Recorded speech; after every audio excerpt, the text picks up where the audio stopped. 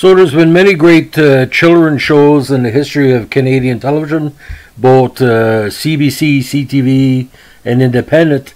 But this program, not only for children, it had a great following amongst people of all ages. And knowing where it came from and the impact it has, we're almost reaching the 50th anniversary of it. Of course, we're talking about the legendary, hilarious house of Frightenstein. Now, this is again a Canadian children's television series, which was produced by the great people at CHCH in Hamilton, Ontario in 1971. Now, it was syndicated both in Canada and internationally, and occasionally still appears in some television markets as part of like a late morning, early afternoon block. Now, Canada's series has been not aired on broadcast TV for several years. However, it is available on streaming service Crave. Now, it got its secondary life as the part of the YTV or youth television repeat draw in the 1980s into the 1990s. Now, it was a quirky sketch comedy series that included some educational content amid zany humor, sort of like gothic meets horror meets comedy. Now, the show's cast included the great Billy Van, Fishka Reyes, Guy Big, Mitch Markowitz, the great Vincent Price, and Julius Sumner Miller.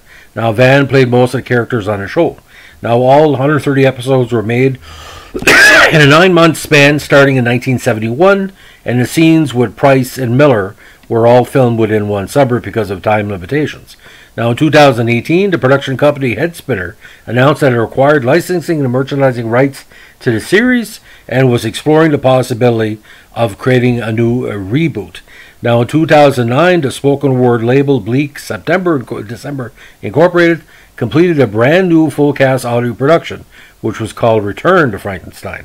The Ottawa drama is a licensed production featuring, of all people, Malcolm McDowell, standing in for Vincent Price as host, Canadian actor Anthony D.P. Mann voicing several of the characters, including the legendary Count, the Librarian, the Oracle, and Dr. Petfet, Stephen Spencer's Igor, and original series actor and co-producer Mitch Markowitz, returning as the infamous Super Hippie.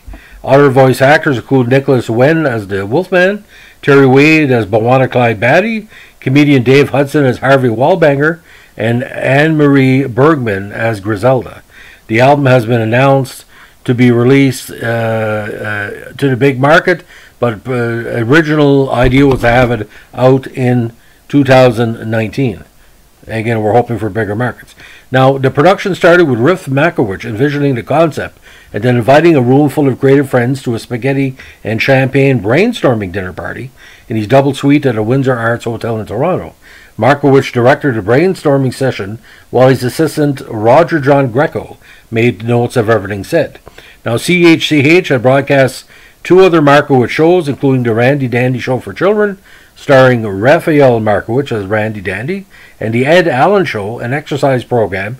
CHCH had approved the production of Frightenstein to take its advantage of the station's new ability to reach in the Toronto market for advertising money. Now, at the time, CHCH is not the Canada-wide, what I call super channel is now, where it shows mostly vintage shows. But it still doesn't make any sense why they're not showing Frightenstein on CHCH, but that's because they're a news block in the morning. Now, Randy Dandy's soda pop venture was later taken up by the Count when he promoted Dracula from the castle to raise money for his Bruce project. Now, Sid Bibby led the station at this time, and the hilarious House of Frankenstein was one of the most ambitious shows attempted by Canadian producers during this era.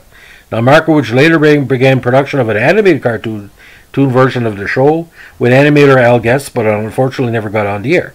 Now, the horror icon Vincent Price started introductions for the shows of various segments.